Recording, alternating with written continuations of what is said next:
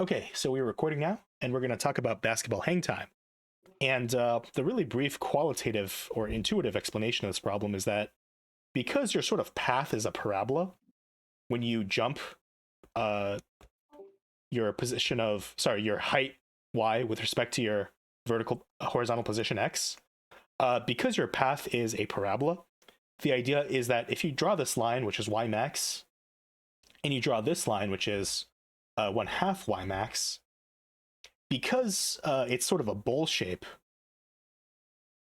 the idea is that even though you're comparing y to 1/2 y max, the amount of this horizontal distance is going to be a heck of a lot more than the half of the total horizontal distance. Like, do you kind of intuitively see why you get this from just having a parabola? Yeah. Right? Like, if you had a what do you call it? If you had instead of a parabolic motion, if you just had like linear motion instead, then this would no longer be true, because for linear motion, this would be exactly halfway of the total x. But because it's a parabola, you get this kind of optical illusion effect. So maybe in doing this problem, I'm just going to write out a couple of times. So this is going to be t naught, which is equal to time is equal to 0. And I'm also going to just write out maybe x is equal to 0 here as well.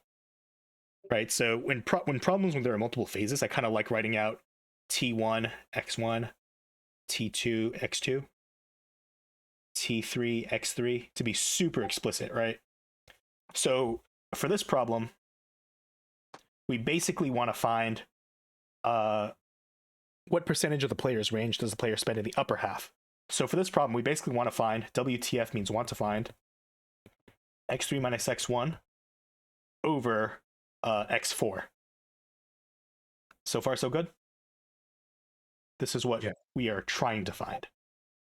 And to do this, okay, let's just go ahead and write down a couple of equations describing some of the kinematic equations of motion. So to do this, I basically said to myself, all right, what seems important? I think that from this point, comparing this point to this point is going to be pretty useful, because that tells us something about the entire distance, right? And one of the things to note for this problem that makes our life kind of easy is that what are we given? We're given v naught, and we're given theta. So x is equal to v naught cosine of theta t. Well, this and this are known. So for this problem, x and t are kind of the same variable. You see what I mean? Like, x and t just have this linear relation to each other. They only differ by some constant. So how do you put it? You could also almost think of this as being like t3 minus t1 over t4. You see what I mean? No. No? Okay. Maybe not. Maybe let's not worry about that too much. The point that I'm making is just that because v naught and cosine theta are known, if we can find t, then we know x. Okay. Okay. Yeah. Let's just keep it simple. Maybe I'll circle back to the other explanation later, because that's just a neat little insight. But what I was saying earlier is maybe let's write the first equation being the change in y from position, the time at 4 to the time at 0. I don't mean like necessarily 4 seconds, but I just mean this is t4 and this is t0. So let's just write the kinematic equation for the total change. And obviously you can see that the total change in height from this point to this point is just 0, right? So that's what am I going to call this? That's basically v naught sine theta of, I think that's just going to be t4 minus 1/2 g t4 squared.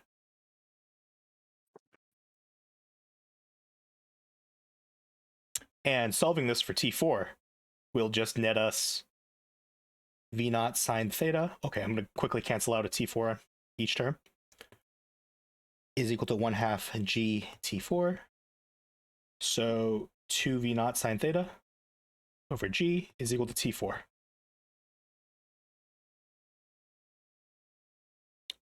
Does that seem reasonable? Mm, 2v naught sine theta over g is equal to t4. yeah. But we don't, because the problem, we're sort of trying to find things in terms of x, I'm just going to do a quick conversion, right? So instead of t4, I'm going to say x over v naught cosine theta is equal to t. So similarly, x4 over v naught cosine theta is equal to t4, right? So just going to plug that in and isolate for x. So that's equal to x4 v naught cosine theta. And now we're just ignoring the t, just pretend it doesn't exist anymore. And now isolate x4, so we get 2 v naught sine theta, v naught cos theta over g is equal to x4. So far, so good? Everything over G, right? I'm sorry? Is it everything over G or? Yeah, I think it's everything over g, right? Okay, just making sure. Yeah, no, I think it's everything over g. But yeah, so we isolated x4, and we're going to do the exact same thing for between this point and this point. So the change in y is still going to be 0, but this time around we got to be a little bit more careful about some of other variables. So I'm going to write delta y between the points 3 and 1 is going to be equal to, I'm going to define this term to be v vertical at t1, at the point at this point in question. Going to represent that as vy1, which we don't know yet. Okay, and that's going to be times t3 minus t1 minus 1/2 g t3 minus t1 squared. Again, that's going to be equal to 0. So we're going to isolate this in pretty much the exact same way and get that v comma 1 is equal to 1/2 g t3 minus t1. So 2v y comma 1 over g is equal to t3 minus t1. And using that expression again, we can always just convert our t's to x's, right? We can convert that to become just x3 minus x1 over v naught cos theta. With me so far? So far, so good. So far, so good. That's good. And then I'm just going to ignore the t's because I want to just think about x's from now on. So this turns into 2v comma 1 vy1 over g times v naught cos theta is equal to x3 minus x1. Well, at this point, let me just remind ourselves, we wanted to find x3 minus x1 over x4. So we're actually very close to being done. Let's just remind ourselves, this is our expression for x4, which is in terms of stuff that we know, right? We know v naught, we know theta. So we know everything there is to know about x4. And we're almost done with x3 minus x1. It's just this annoying vy1 term we want to do something with, right? If we just put this in terms of stuff we know, then we're done, and we can just divide through. So, well, what else is there to say other than just trying to find a nice expression for vy1? And to get this, I just had to write out 2 more kinematic equations. This time it's the vf squared minus v naught squared equation between the peak and the bottom. So velocity at, I guess I'll call it, the vertical velocity at the second point at the very peak minus the vertical velocity initial squared is equal to minus 2g y max, right? This is just a familiar kinematic equation. And because this is at the peak, this term is 0. This term right here is just v naught sine theta squared is equal to 2g y max. So v naught sine theta. Actually, I'll just leave it like that for now. But nothing mysterious, right? No. By the way, I think I should note vy comma 0. I think I've been mixing up my notation a tiny bit, but it's exactly the same thing as this. Yeah, this is just v naught sine theta. This time around, I just wrote it as vy comma 0. Hopefully that's not too confusing or anything. But I'm going to write out the same exact kinematic equation except for the halfway point, which is y comma 1 squared minus vy comma 0 squared. And to be clear, just to draw it again, the halfway point I'm talking about is this one. This is t1. So this is basically just the velocity at t1, vertical velocity at t1. And this is just going to be equal to 2 minus 2g times 1/2 y max, right? So we can solve for this. We can totally solve for this because we know what this is. This term right here is exactly this thing, which is just 2g y max. You see that? So this is just v comma 1 squared minus 2g y max is equal to, I'm just going to simplify the terms a little bit, minus g y max. So isolating for this, we get y comma 1 squared is equal to, I guess it's just positive g y max, right? Because we're just adding to the other side. And, well, we know what y max is. I know I'm sort of going in kind of a roundabout way, but y max is just equal to v naught sine theta squared divided by 2g.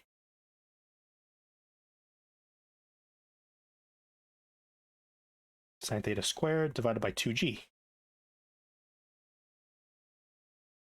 Yes? So you're basically you found the v naught sine theta squared at above where you drew the graph, and you just started plugging those answers into the next equation. Yeah. So I'm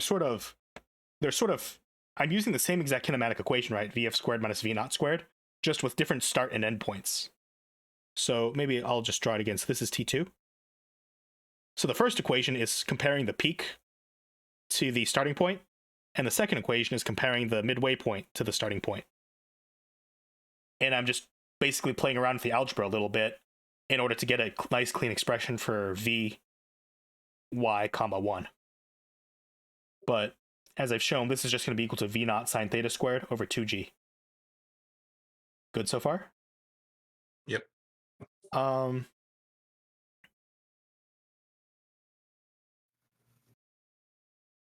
Or rather, sorry, this is g times y max. So y max is equal to v naught sine theta squared divided by 2g. So plugging that in, I should get a g over g that cancels out. So that just looks like v naught sine theta squared over 2, I guess.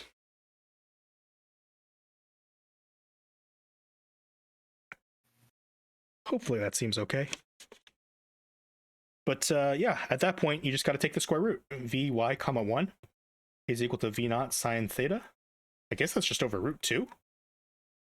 I hope that seems believable. See, I've just taken this compared to that and just taken the square root of each side.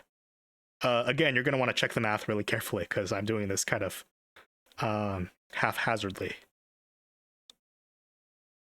Okay, and then this gets you from T1 to T2, and then you double. Well, we're done basically. Because remember earlier we said if we could just find an expression for v of y comma 1, that means we know everything there is to know about x3 minus x1, right? And at that point we can just take x3 minus x1 and divide that by x4. And at this point we know everything about both terms. Got it. Yeah? Definitely check my math. I feel like I was not very careful here. But that's the idea. Let's see. In my notes I have what happened to this extra factor of 2. Y max. Yeah, no, I think it looks good at a glance. Yeah, but that's the idea. I hope the process is at least pretty clear at this point. Yeah. So just sort of to give a, without doing the final calculation, what I expect is that you would just get a straight up percentage. I would expect that a lot of things cancel out in a really, really neat and beautiful way. Like the G's would cancel out of this equation. Like they've already have, right? The G's are disappeared. Which is saying something kind of strange, right? So when you take x3 minus x1, divide that by x4, the G's kind of go away. You see what I mean? Because there's a G here and there's a G here, and they would both go away. Yeah. What this is saying is that, if you were doing this on Mars, the fraction of the so-called hang time would be exactly the same, right? Because all that matters is that this is fundamentally how gravity works. Gravity is a inverse square law, and whether you were doing this on Earth or Mars would change the size of the parabola, but it wouldn't change the relative ratio of this part to this part, because that depends only on well, I guess that only depends on the fact that it's a parabola. You see what I'm saying? Yeah. Yeah. You wouldn't change the percentage of everything that's below it and above it. Right. And in fact, a lot more cancels out too. Like I think the V naught cos theta and the V naught cos theta cancel out just fine. And there's a V naught sine theta here. And let's review our expression for V y1. Well, there's a V naught sine theta there too. So it turns out that the V naught and the angle theta didn't even matter either, which is kind of funny, huh? It's like saying, whether or not the guy was jumping, almost straight up, or just, at some very almost horizontal angle, the relevant fraction of this thing to this thing would still be the same. Their initial speed doesn't matter, their initial angle doesn't matter. This is all just coming from gravity itself. Kind of odd food for thought, huh? Yeah. Yeah. Alrighty. Well, I guess I'll end recording.